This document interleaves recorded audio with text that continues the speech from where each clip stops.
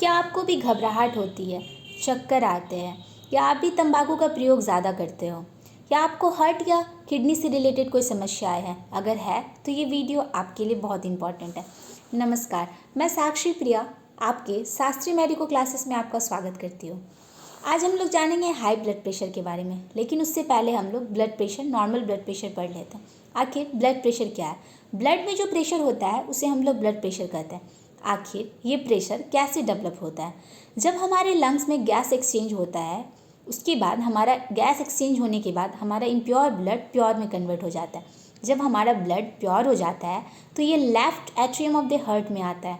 Left atrium of the heart में आने के बाद हमारा बाइकस्पिड बल्ब ओपन होता है और ब्लड हमारे लेफ्ट वेंट्रिकल में आ जाता है। लेफ्ट वेंट्रिकल में आया ब्लड, उसके बाद लेफ्ट वेंट्रिकल सिस्टोल हुआ, कॉन्ट्रैक्शन हुआ, उसके बाद ब्लड हमारा इजेक्ट होके हमारे एओर्टा और आर्टरी में गया। जैसे ही ब्लड इजेक्ट हुआ और वो ब्लड जब आर्टरी में जा रहा था, पास हो रहा था, तो उसी टाइम एक प्रेशर क्रिएट हुआ लैटरल साइड, मीन्स आर्टरी के लैटरल साइड एक प्रेशर क्रिएट हुआ, उसको हम लोग कहेंगे blood pressure. Means the lateral pressure develop on artery wall during movement of blood is known as blood pressure. अब हम normal ranges of blood pressure is 120/80 mmHg, means systolic 120 होना चाहिए नॉर्मल रेंज में और डायस्टोलिक 80 होना चाहिए। अब हम देखते हैं सिस्टोलिक ब्लड प्रेशर क्या और डायस्टोलिक ब्लड प्रेशर क्या।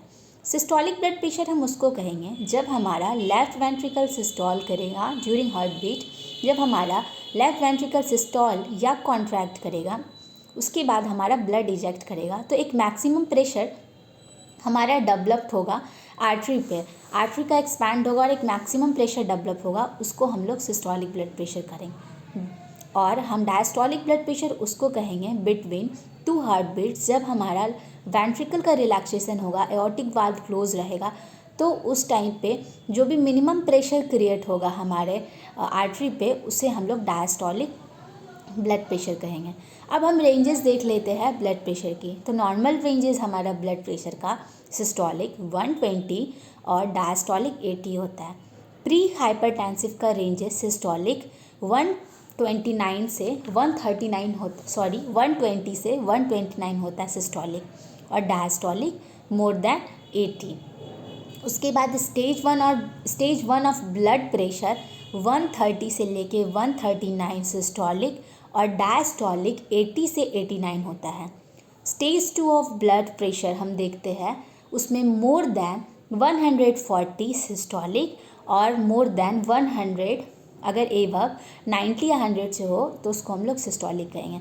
और अगर 180 से ज़्यादा सिस्टोलिक और हमारा 120 से ज़्यादा डायस्टोलिक हो तो ये मेडिकल इमरजेंसी कंडीशन है, तो इसमें पेशेंट को कभी भी हार्ट अटैक, स्ट्रोक, पैरालिसिस हो सकते हैं। अब हम लोग हाई ब्लड प्रेशर जानेंगे। अगर किसी पेशेंट का सिस्टोलिक 140 और डायस्टोलिक अगर हमारा एबव 100 है तो उस टाइम में ये क्यों हो जाता है और आखिर ये कैसे होता है? जब हमारे लेफ्ट वेंट्रिकल का सिस्टोल व कॉन्ट्रैक्शन हुआ, तो उस टाइम हमारे ब्लड का इजेक्शन हुआ हमारे वेंट्रिकल से और हमारे आर्टरी एक्सपैंड हो गया, तो जितना प्रेशर से ब्लड आना चाहिए, जितना एक्सपैंड हुआ उससे ज़्यादा अगर हो गया तो उसको हम लोग हाई ब्लड प्रेशर कहेंगे। इसका मेन कॉज क्या है? इसका मेन कॉज आप कह सकते हो ये स्ट्रेस है। ऐसे कॉजेज़ तो बहुत है लेकिन stress is the main causes. उसके बाद फैमिली हिस्ट्री है, ओवरवेट है, अगर हम मतलब अच्छे खाने नहीं खा रहे, अनहेल्दी डाइट खा रहे हैं तो ये भी कॉज है। फैट है, कोई ओबेज है, फैट है, तो ये भी कॉज है। इसके हम सिम्टम्स की बात करें तो ऐसा कोई सिम्टम्स नहीं होता है पर्टिकुलरली हाई ब्लड प्रेशर वाले को। मीन्स 50% ऑफ द पेशेंट जो सफ़र कर रहे हैं हाई ब्लड प्रेशर से, उनको खुद पता भी नहीं होता है कि वो सफ़र कर रहे हैं हाई ब्लड प्रेशर से। और लेकिन किसी किसी पेशेंट में स्वेटिंग और हेडेक देखने को मिलता है। और अगर आपको जानना है कि आप हाई ब्लड प्रेशर से सफ़र कर रहे हो कि नहीं, तो आपको रेगुलर बीपी चेक करवाते रहना चाहिए।